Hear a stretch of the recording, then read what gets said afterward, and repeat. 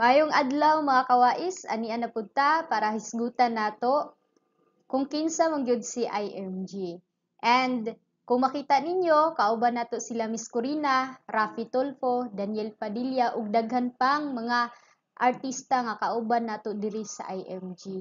Karon, nganong naaman sila diri sa IMG? Kay si IMG natay mission. Ang mission nato by 2030 makapag-educate jud ta og 30 million families. And para mas masabtan nato kung unsa gyud nga company si IMG, humana ang akong video para tanan makuha nimo ang details. Karon si IMG kung makita nimo dili ta investment company.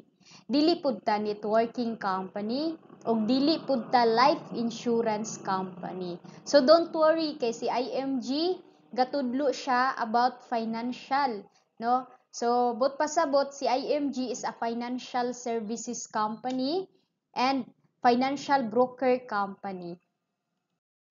Karon mga kawais, nganong gatudlo man mi og financial education sa atong mga kababayang Pinoy ug nganong kinahanglan man gyud na financially educated gyud ta. Kay kung atong tan-awon mga kawais, natay ginatawag nga two season sa ato ang kinabuhi. So karon mga kawais, familiar ba ka sa ginatawag nato nga two season or first time nimo nga nadunggan? So dapat ato yung mabalaan unsa ning two season o duha ka season sa ato ang kinabuhi. Kay delikado ta pag dili nato mabalaan unsa ni siya nga season. Ang una nga season mo ni atong ginatawag mga kawais nga productive years.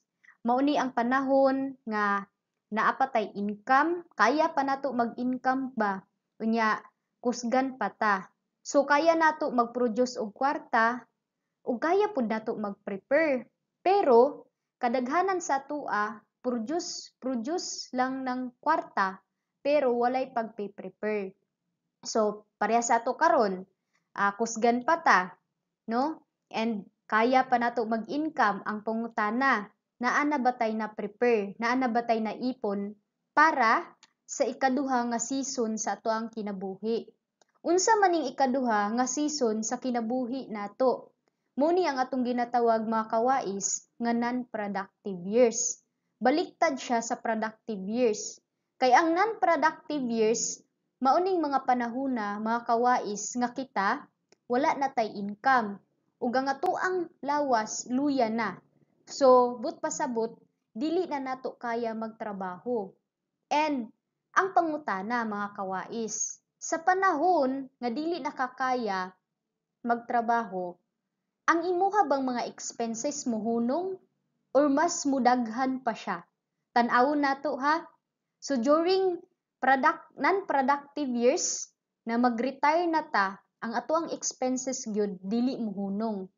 Di ba? Gabayad gihapon ta og mga bills like Meralco, mga tubig. Ang pinaka masaklap diri mga kawais, naa na diri ang ato ang mga check-up and maintenance kay nanggawas na ang atong mga sakit. Ug pag kita mahospital mga kawais, ang pangutana, kinsa mang kwarta ang imuhang gamiton kung wala kay na i-prepare karon nga nasa productive years pa ka. Kang kinsa man kwarta ang imong gamiton sa expenses nimo pag abot sa adlaw nga dili nakakaya magtrabaho. Di ba? Mao ganing diri sa Pilipinas mga kawais, 87% gyud sa ato ang mga katawhan wala gyoy sapat nga retirement savings. Walay sapat nga ipon ba para sa ilang mga expenses pag nag-retire na sila.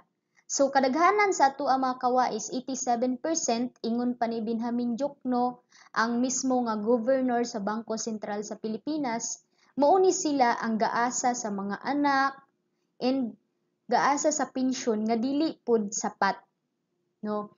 So kung atong tan-awon mga kawais, muna siya ang hinungdan nganong gatudlo gyud mi og financial education. And karon mga kawais, para mas masabdan gyud nato nganong kinahanglan gyud ta mag-prepare samtang bata pa ta, samtang kaya pa nimo mag-income ug samtang kusgan pa ka karon. Kay Kung atong tan-awon mga kawais, pila pa may edad nimo karon? And tagaan ti kag 15 years from now. So imagine na mga kawais ha, imagine 15 years from now, pila na imong edad. So natay sample diri nga gibuhat no. Kung 38 years old ka karon, 15 years from now is 53 years old na ka or 53 na imong edad. Ang pangutana mga kawais, 15 years from now, pag abot nimo sa 53 years old, kumusta na ang imuhang financial status o financial status sa imuhang family? Unsa may nakita nimo? Nakita ba nimo nga financially secure na ka? Nakita ba nimo na 15 years from now, imuhang family is wala naga problema pag-abot sa ginatawag natong finances or kwarta? Kay abi ba nimo mga kawais 15 years from now? Di ba? Kumusta ang ato ang mga palitunon or expenses? Gamahal or gamura? Di ba wala gyud siya gababa kundi gamahal. And kumusta ang atong ginatawag nga health issue mga kawais? Sa panahon nga kanus-ata nagkaedad nga dili na ta kaya mag-income, di ba didto abud kagawas ang ato ang mga sakit. So mahal karon ang magpa-check up ug hospitalization. And ikatulo pa mga kawais, ang educational fund nga ginatawag nato, ang pagpaeskwela sa ato ang mga anak kung nanatay mga anak. Kumusta man ang mga bayronon sa eskwelahan? Di ba gamahal pod? And kini pinaka malala daghay emergency gaabot sa ato ang mga kawais. Halos everyday na emergency. Ang pangutana mga kawais, andam na ba ka sa mga panahon na moabot na sa imuha? So, kung makita na to mga kawais mo na hinungdan nganong kinahanglan gyud ta mag-prepare. Kay kung karon lisod sa atua ang mag-prepare nga naa patay income, unsa na lang kung moabot ang panahon nga mawad-an na tag income. Di ba mag-retire na ta? So dili na liskog atong lawas para mangita pa og trabaho para natay income. Ang pangutana, kinsa man ang makatabang sa tua mga kawais para makaprepare ta samtang bata pa ta ug samtang kusgan pa ta? Kinsa man ang pwede nato duulan? Kinsa man ang makatabang sa tua? Maunay hinungdan nganong ani ami ang IMG community, nganong gatudlo gyud mi sa atuang mga kababayan. So unsaon ang tamang pag-prepare og mga knowledge sa tamang pag-prepare, mauna among gina-provide og ang right platform nga ato ang sudlan para maka-prepare gyud tag tama. So kinahanglan mga kawais para ma-avoid nato ang financial problem in the future, kinahanglan gyud ma-build nato mga kawais kanang 5 ka blocks. Unsa man ang 5 ka blocks? Isa-isahon nato na mga kawais ha. Ang una, kanang number 1, munang ginatawag nato og healthcare program. So para sa imo para sa ato tanan as a human being, tao man ta, di ba? Anytime pwede ta magkasakit. Anytime pwede ta dapuan og sakit. Ang pangutana, pag karon magkasakit ta, asa kaha ta nga hospital dadun sa atong family? Private or public? So kung naa gyud tay healthcare program natay pangpa-hospital, malamang sa malamang private, pero kung wala, public. Ang uban gani no, tiison na lang nga dili magpa-hospital kay kabalo man nga grabe ka mahal pag na-hospital gyud. So munay purpose nga number 1 natong i-build ang ginatawag nga healthcare program. Kay usa sa hinungdan nganong ang family mabaon sa utang or magkautang-utang tungod pag naay nagkasakit sa member sa ilang family nga walay healthcare, way pangbayad sa ospital. And ang ikaduha, muuni siya ang ginatawag nga protection or life insurance. So para sa imuha or para sa atua as a human being gihapon, kinahanglan ba nga protected ta? kinahanglan ba nga natay life insurance labi na kung breadwinner ka, ikaw ang ginaasahan sa imong family. Kay kung atong tan-awon mga kawais na ako'y pangutana, kinsa may nakabalo kung hangtod kanus alang ta diri sa kalibutan. Di ba walay nakabalo kung kinsay mauna sa atoa. So karon, kumusta man ang atong family if in case na ay mahitabo sa atoa? Kumusta ang ilahang kinabuhi pagbabiyaan nato? No? So munay purpose mga kawais nga kinahanglan protected ta og naatay life insurance. Ang ikatulo, kanang ginatawag nga pag-manage sa utang. Para sa imuha kawais, kinahanglan ba na mabayaran nato ang atong mga utang kung naatay utang? Dili masama ang mangutang kawais ha.